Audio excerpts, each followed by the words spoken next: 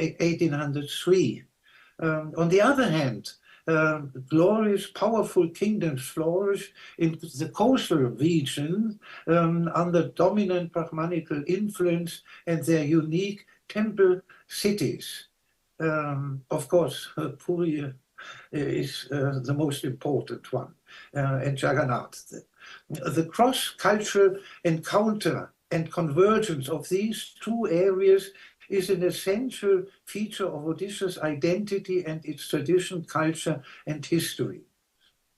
Burkhard Schnepel, who was, who did his PhD also on the his second PhD, habilitation, on the tribal,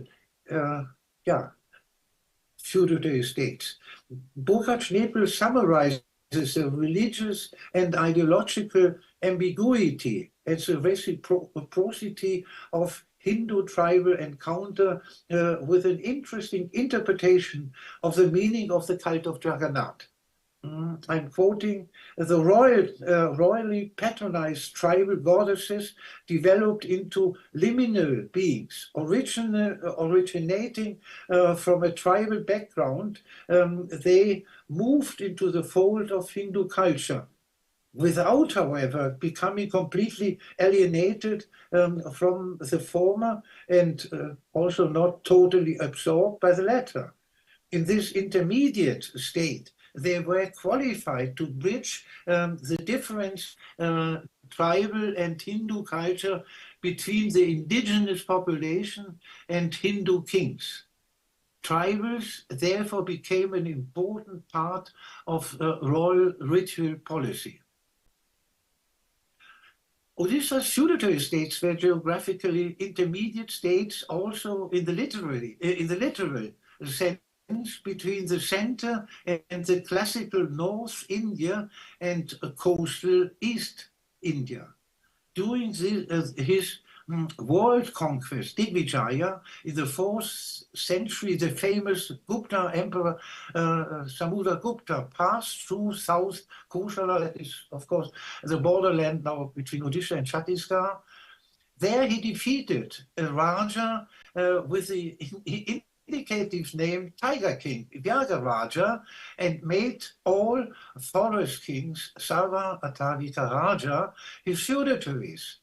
We shall soon come back again to the Atavika forest states in the feudatory state of Ranpur, about which I'm talking soon something. The archaeologically important post-Gupta sites of Sitabinji in Keonjhar tribal hinterland are testimonies of the peculiar intermediate stage of Odisha's already centuries before the emergence of the cult of Jagannath and the feudatory states. The ritual policy of these little kingdoms in Odisha's tribal hinterland was shaped by a conspicuous ambiguity. On the one hand, the chieftains of the emerging little kingdoms had to gain and to strengthen the loyalty of their tribes by promoting their local deities and by accepting and worshipping one of its deities, mostly a goddess, Thakurani, as their tutelary deity. This was particularly relevant for those little kings who had gained the chieftaincy as outsiders, either by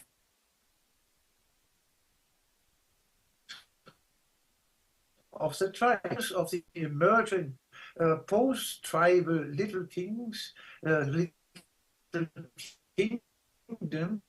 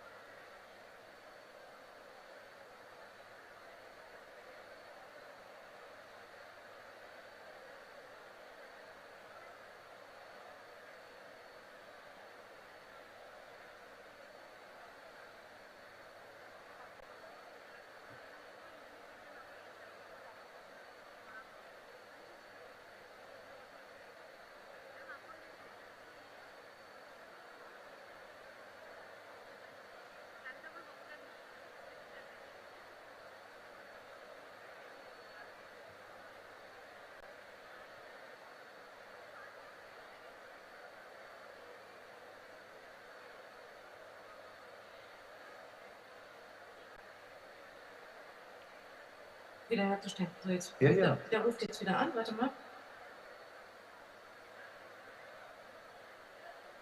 Hello, Omkar?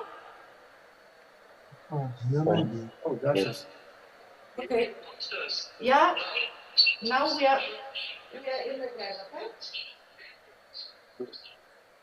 So may I continue now? Is it enough for Hermann to start again? Moment. You started the photograph. The photograph begins. Ja? No. No. Er fragt gerade, wann die Fotos beginnen sollen. No, die kommen erst. Fotos kommen erst in about 5 minutes, not earlier. Did you hear it?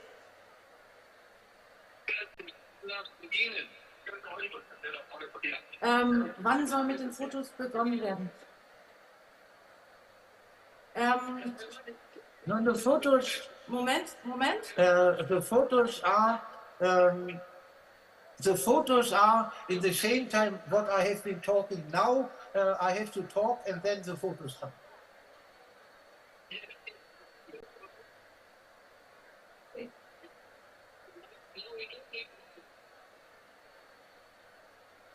Now we do the photograph? Oder noch nicht? Oder zum Schluss noch nicht? Zum Schluss? Nein, die Fotos jetzt nicht. Okay. Omkar, the photos at the end. Right.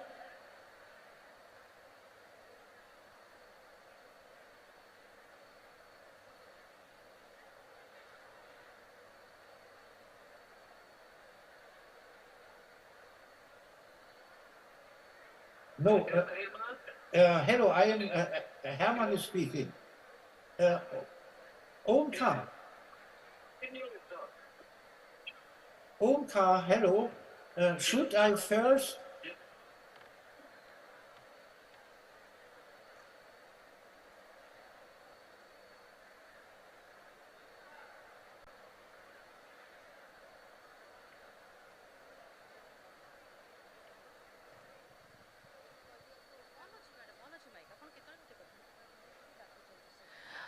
Shri Omkar Mahanti महोदय को आमंत्रण मंच को आसवा professor Harman कुलके आपण को डाकुचंती आपण को सहित टेलीफोन रे हाँ किछि कथा हवा पई प्रोफेसर ओमकार महांती महोदय को अनुरोध।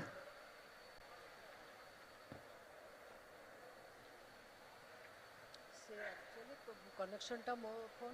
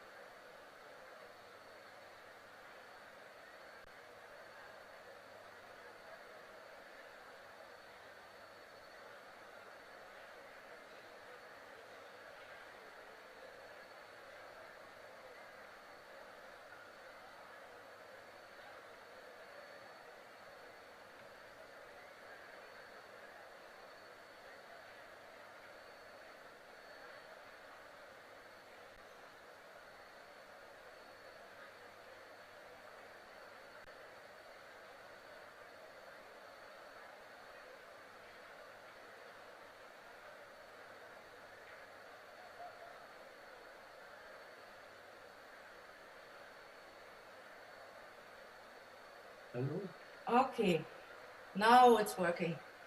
Good. Jetzt bist du wieder dran, Hermann. Okay, let me, perhaps I'm repeating a bit because I don't know when exactly I was interrupted. So let me start again where I think it is necessary that I should talk that, and you have kindly to listen to it now if it's twice, sorry. So let me continue. The ritual policy of these little kingdoms in Odisha's tribal hinterland was shaped by conspicuous ambiguity. On the one hand, the chieftains of the emergent little kings had to gain and to strengthen the loyalty of their tribes and tribes by promoting their local deities and by accepting and worshipping always one of its powerful deities, mostly the goddess, Takurani, as their tutelary deity. This was particularly relevant for those little kings who had gained chieftaincy as outsiders, either by force or consent of the tribes. But on the other hand, the rulers of the emergent post-tribal little kingdoms sooner or later came under the influence of invited or migrant Brahmins and their rituals of Hindu kingship ideology. Their influence usually had two consequences.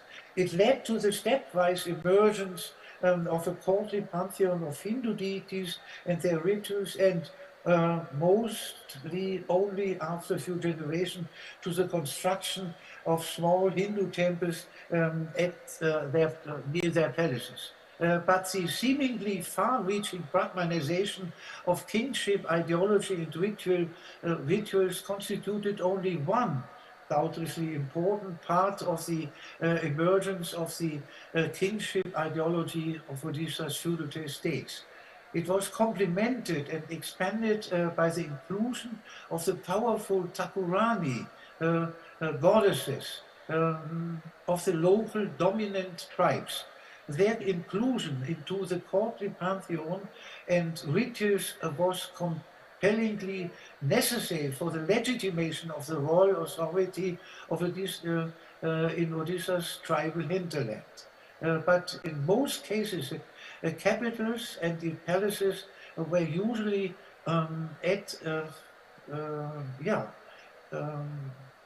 at a safe distance of several kilometers away from the sacred spaces of the powerful and also feared Takuranis. Their inclusion into the courtly rituals was made possible by mobile images or Charanti Pratima, which transformed the original shapeless stone or wooden images into brass images of Durga.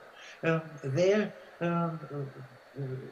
worship and veneration as tutelary and family goddess in the palace was conducted exclusively by the Raj Guru. The anthropomorphic tribal images at their original sacred space continued instead to be worshipped exclusively by their tribal Dehuri priests. This prerogative remains even unbroken when the Raja and his Raj Guru visited the tribal titulary Takuranis on special occasions, like, for instance, Durga Puja. An essential concern of this paper is not to present traditional, the essential concern of this paper is to present traditional legendary accounts and historical sources which shed light on the fate or role of the tribal goddesses in emergent kingship of former feudal states of Odisha. The sources, usually royal dynastic chronicles or Raja Vanshavalis, depict the tribal origin and identity of these Takuranis and their stepwise Hinduization during their integration into courtly rituals. Previous studies largely emphasized their Hinduization either by Brahmanical or by royal influence, and therefore sometimes it was referred to as Kshatriyization, under the influence of the Kshatriyas, so to say. Both approaches tended to define the process of Brahmanization and Kshatriyization form in the perspective in the perspectives of their final destination, that means the temple or the palace.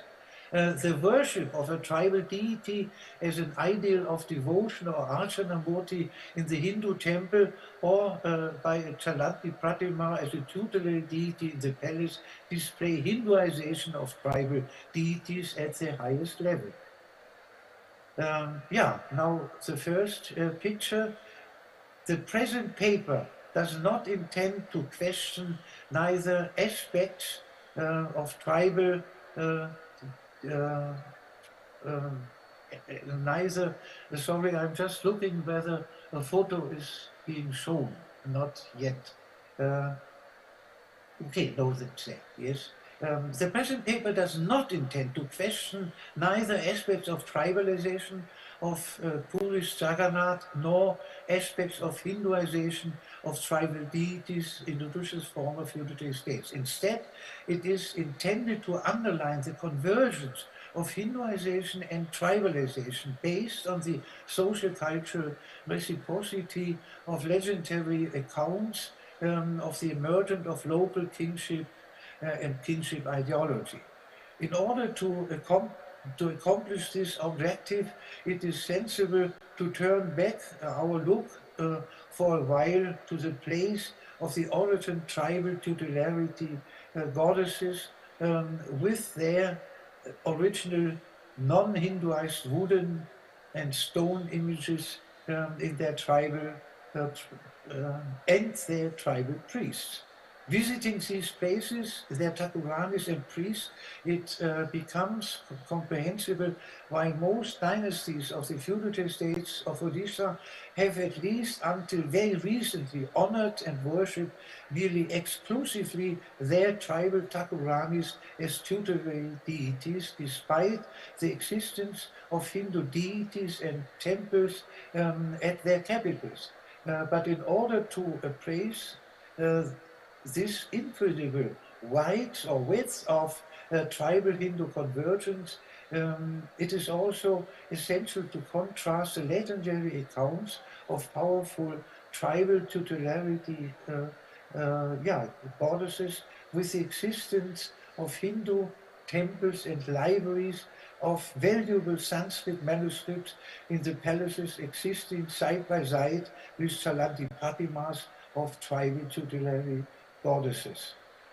In the following, the kingship ideology of selected feudal states will be depicted individual in order to give sufficient space for their historical and cultural individuality, which is clearly perceptible even during a short visit at their place of origin and to discover their similarities and differences.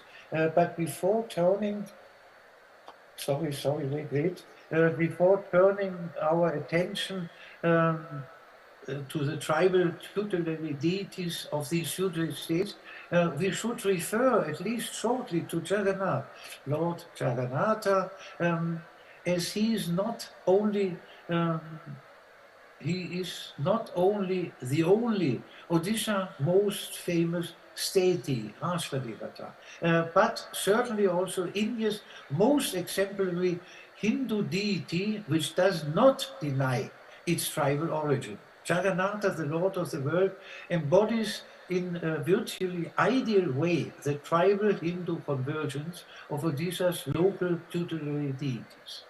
His tribal identity is clearly preserved in the wooden image, the Daru Moti,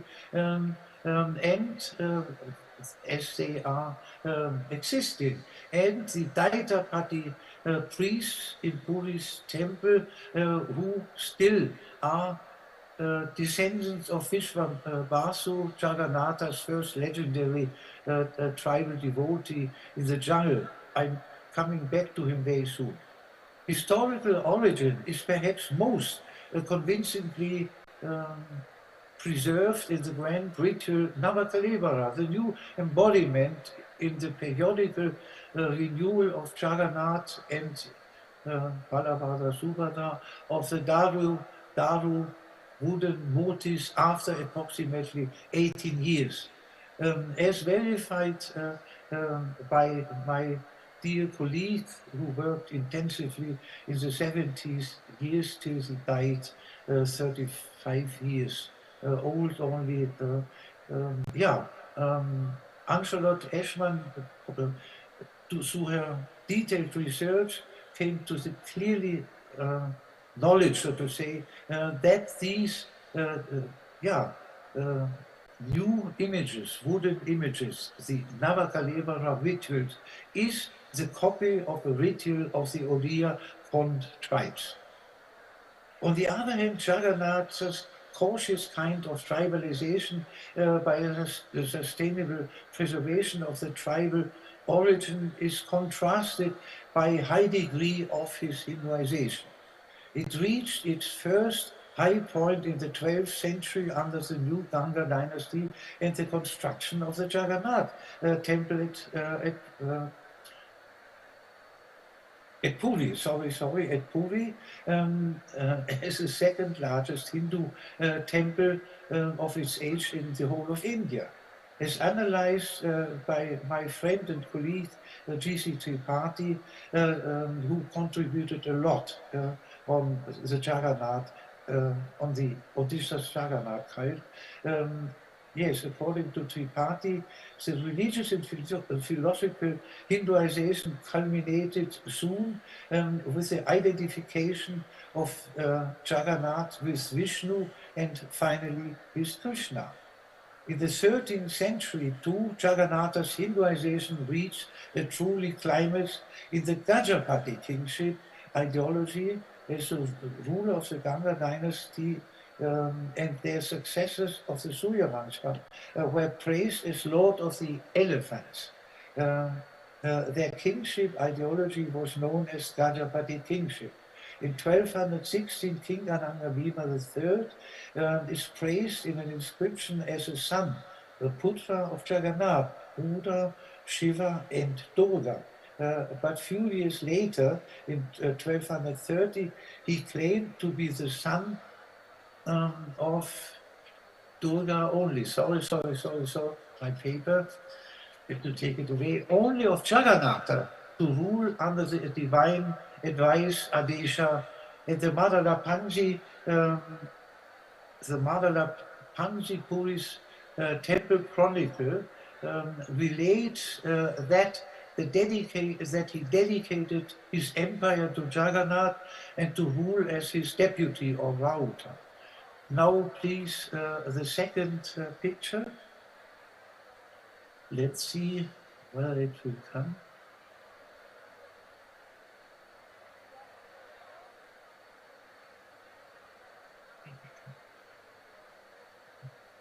Yeah, okay, I continue.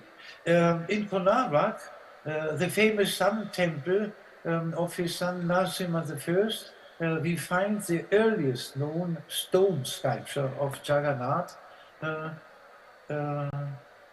Jagannatha. Art historically, it may be the finest example of a stone sculpture of an originally wooden image.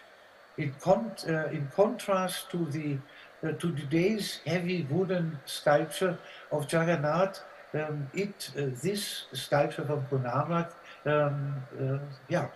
clearly has a repetition, so to say, of the earliest wooden deities, tribal deities like Stambeshwari. Oh, there. Please show again the picture which you have just shown. This is Ranpur, because I am now coming to Ranpur. Yeah, wonderful. Please keep it. There are a few more. Ranpur is a small, important feudatory state in central Odisha. It is crowned by the oldest Jagannath temple, the picture which you have just shown before. And there in the center, the white high building, that is the Jagannath temple in Ranpur, very much in the center. Anyhow, I continue. Yes. Ranpur is crowned by the oldest Jagannath temple of Odisha's feudatory states in the 17th century and situated at the foot of the steep Maninaga hill, which had once formed the border between the Hinduized coastal region and tribal hinterland, and it still houses a small purely temple on the top of the Manimageshwari, on the Maninaga mountain. Rampo's history and its legendary accounts fulfill paradigmatically typical specifications of the emergent kingship ideology of Hinduization and still continuing tribalization.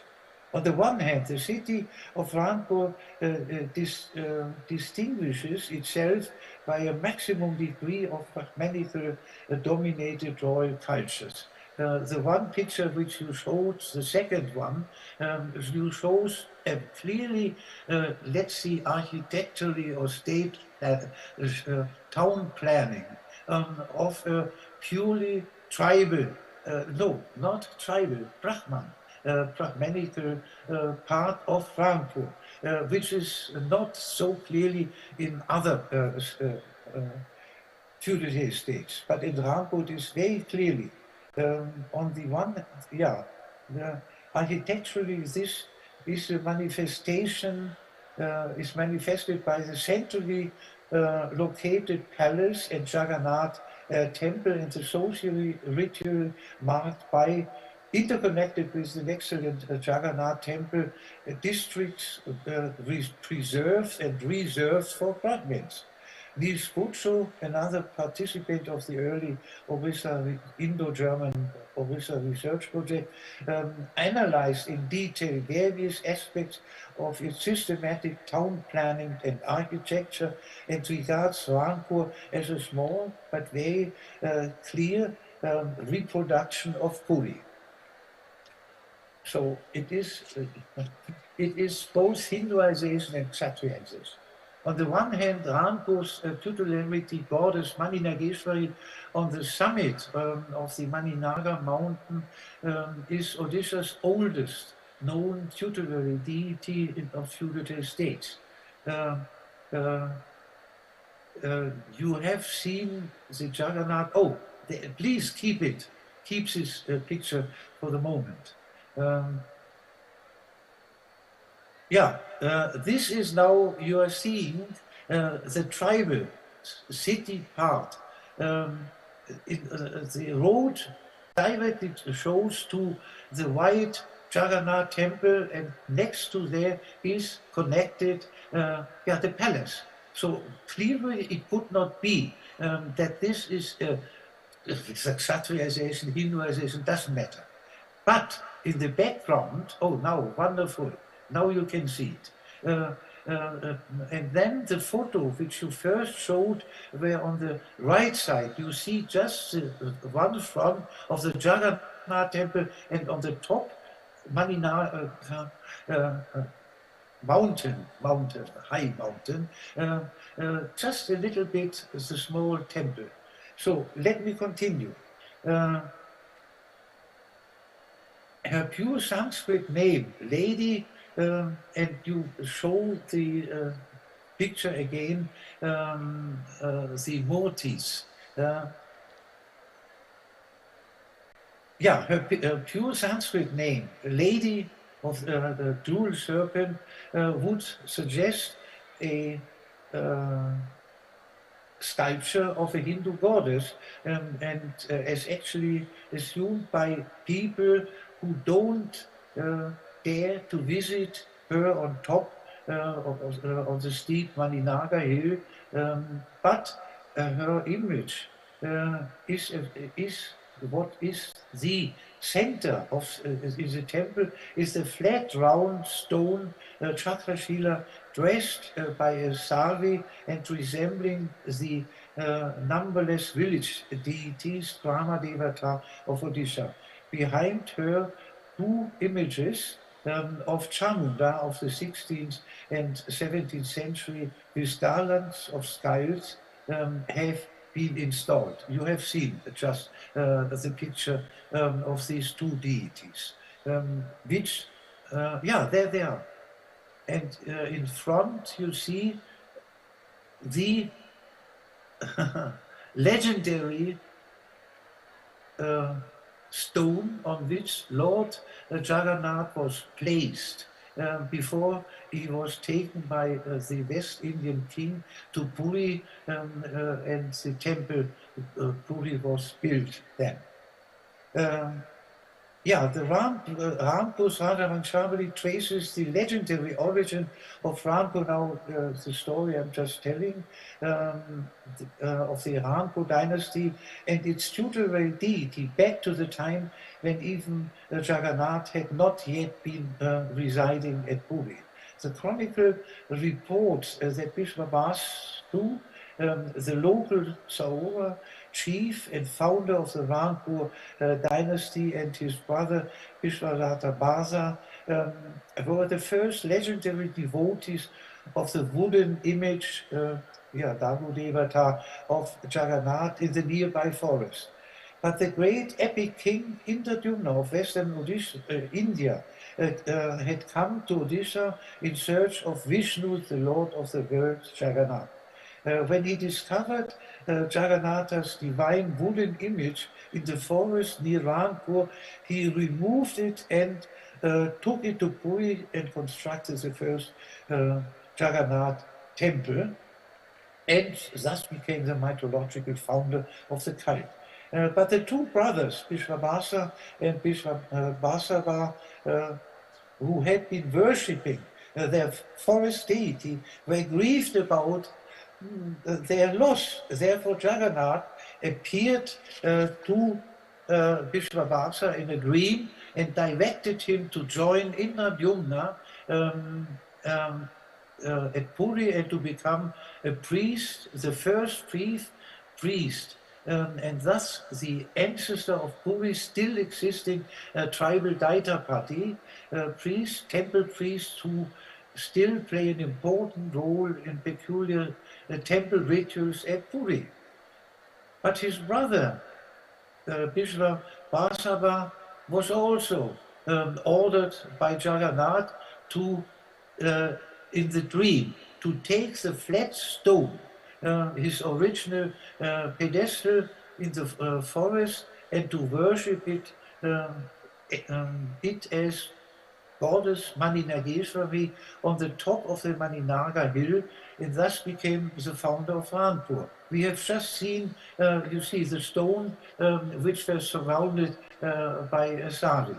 This is supposed to be, the first place of Lord Jagannath. Its chronicles interlinked in an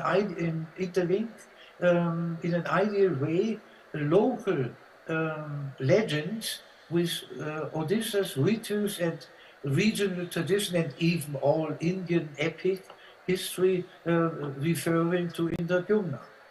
In this context, Sharadasa is certainly remarkable, as he will be certainly referred to also in this, or has been referred in this conference. Kumar Malik, the former professor of Indian history at Utkal University, contributed in the former Indo-German Odisha research project comprehensive study, contribution of Sharadanas to the emergence of an Oriya identity and its localization. The tribal element of Rampur's kingship was further strengthened by accepting Kilamunda. Please, the next photo.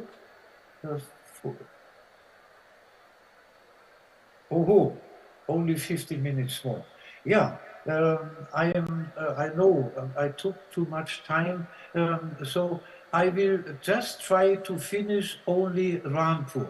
I wanted to refer to other places, but Rampur is certainly the most fascinating.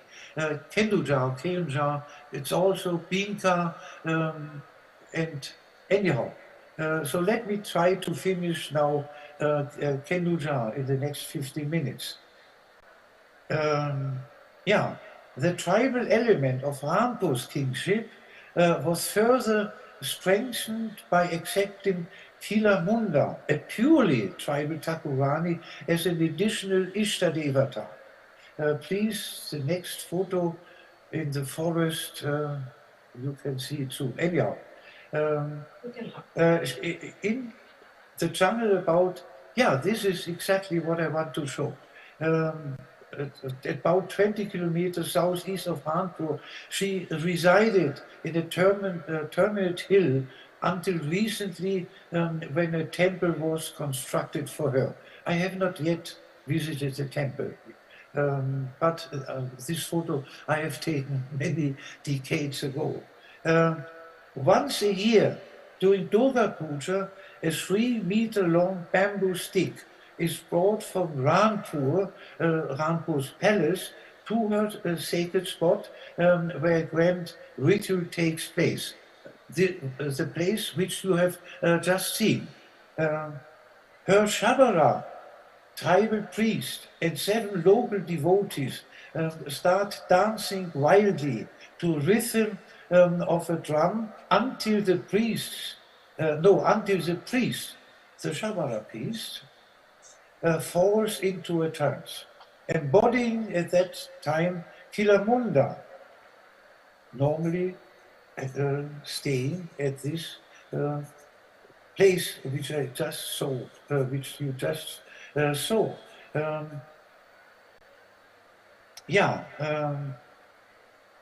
The priest, this Shabara priest, fell into a trance. Embodying Kilamunda, he hangs with his hands and feet on the stick, now carried by the dancing devotees. They continue their dance until all on a sudden the priest lets off and falls down.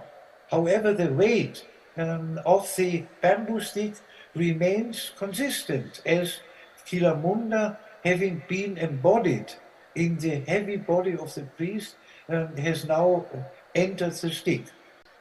During the procession,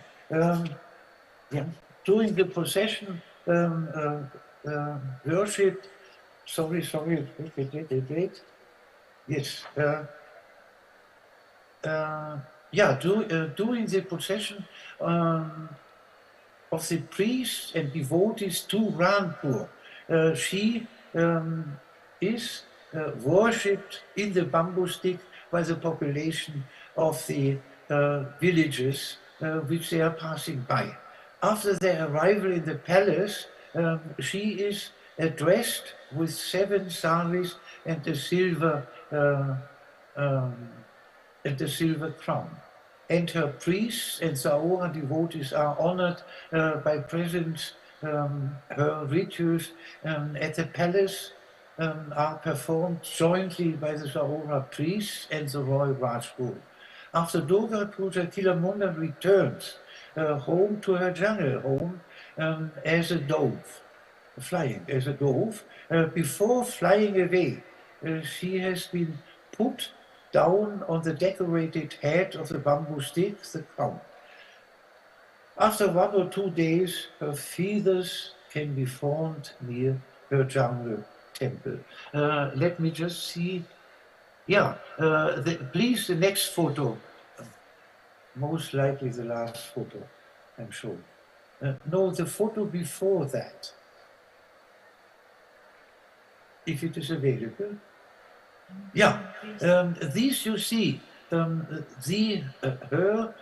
7 saris which have been brought together with her and kept in Jagannatha's, in Ranpur's palace.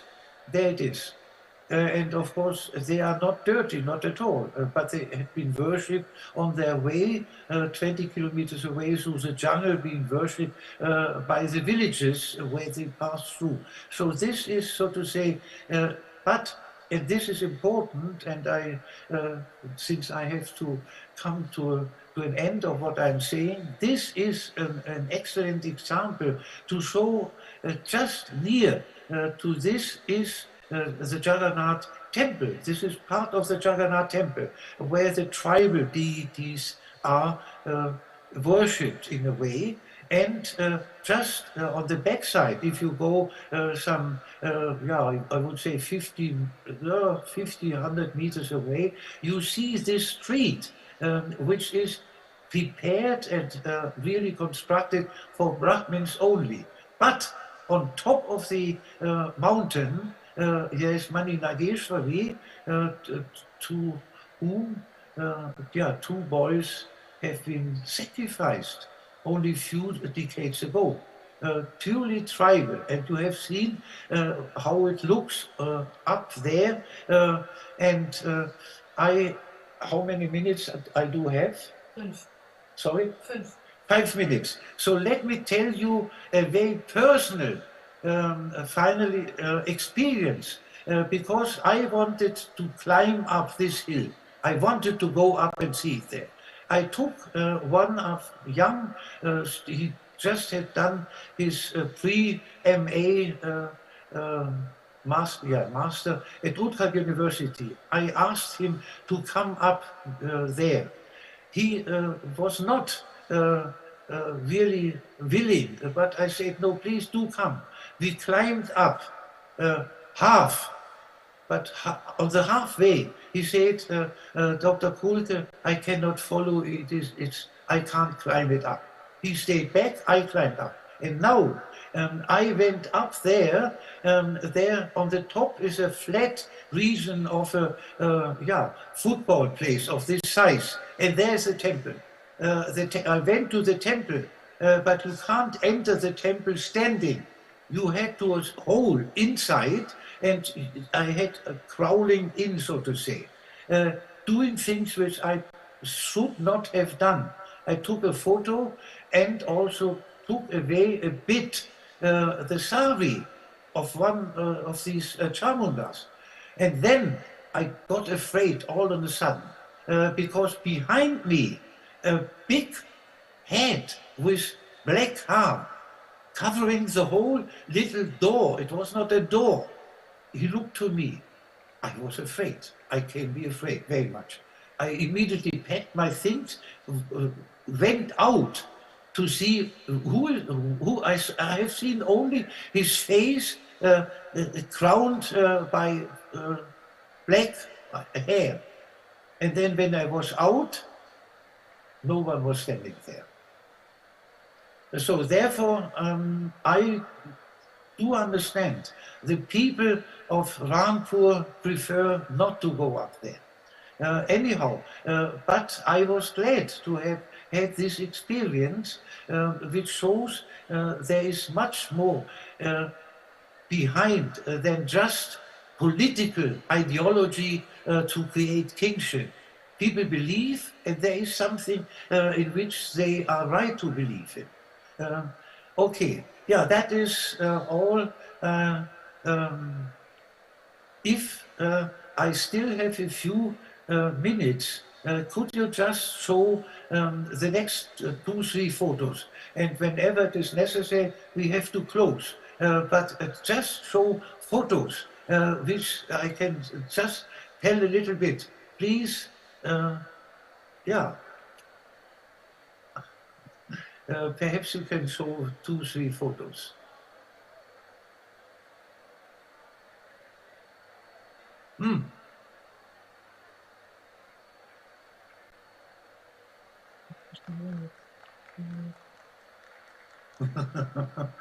No, obviously time does not permit. No, yeah, this photo, but it should be clearer, because this is now a photo of Manjusha, formerly South Odisha, now this belongs to Andhra Pradesh.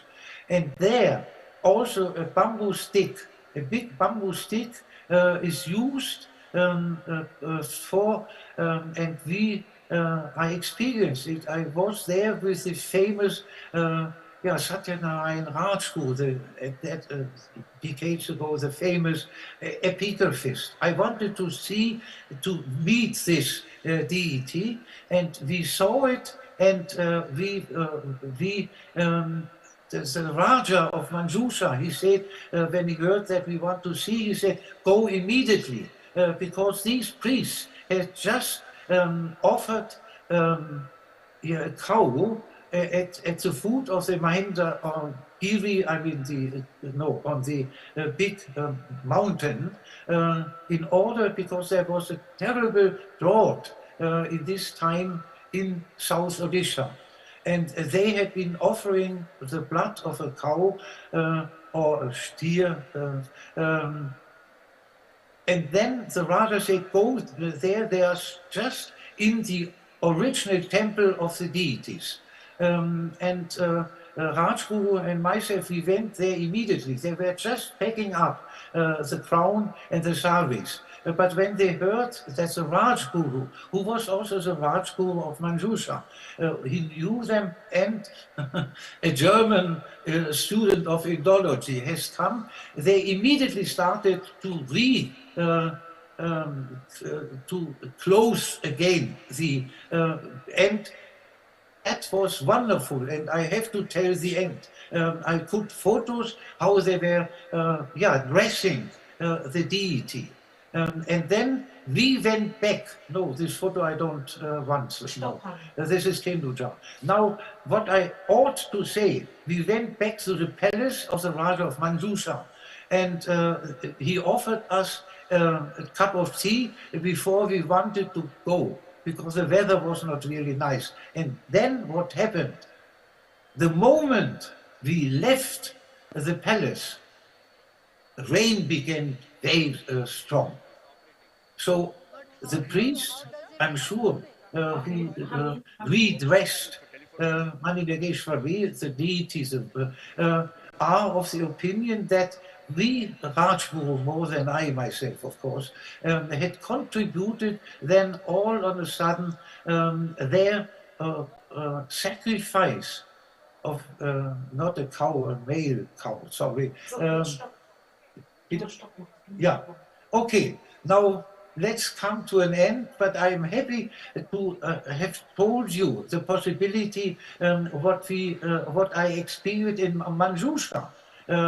The rain was all of a sudden starting when the priest has not initially been successful. I shouldn't say this altogether, what they did, and then of course famous grand old man, and I was happy to participate.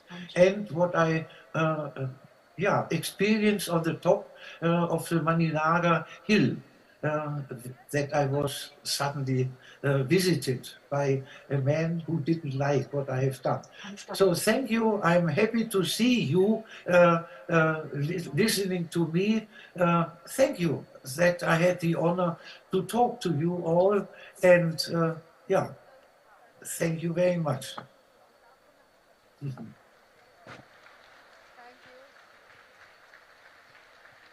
Thank you, Professor Herman, for a wonderful talk and very fascinating one. And I appreciate the audience for listening patiently to him.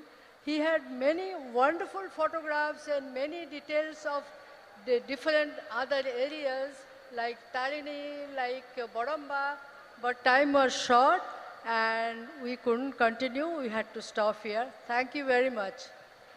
Thank you very much, madam, and thank you very much, Professor Herman Kulke, for your time, for your words, for your keen observation, and for sharing your illustrious journey with us. Thank you very much for your time. We wish you all the success. अनुरोध करिबी doctor Nivedita Mahanti महोदय को मंच पे रहिबे एवं आमंत्रण करिया चाहिबी doctor Gyanranjan दास महोदय को कार्यनिर्वाही निर्देशक ओडिशा राज्य विपर्यय परिचालना कर्तृपक्ष मंच को आसबे एवं डॉक्टर महांती को आम तरफ सम्मानित करेंगे। दर्शक बंधु गोटे जोरदार ताली हवा दरकार निहाती आम विशिष्ट ऐतिहासिका डॉक्टर निवेदिता महांती खूब सुंदर भाव में सेशन को परिचालित करछंती। अनेक अनेक धन्यवाद। तेबे दर्शक बंधु आज यही अधिवेशन ये समाप्त होईची। अल्प समय रे आमे प्रथम विश्व ओडिया भाषा सम्मेलन 2024 उद्यापनी सभा कार्य आरंभ करूँ जो आम मान्यवर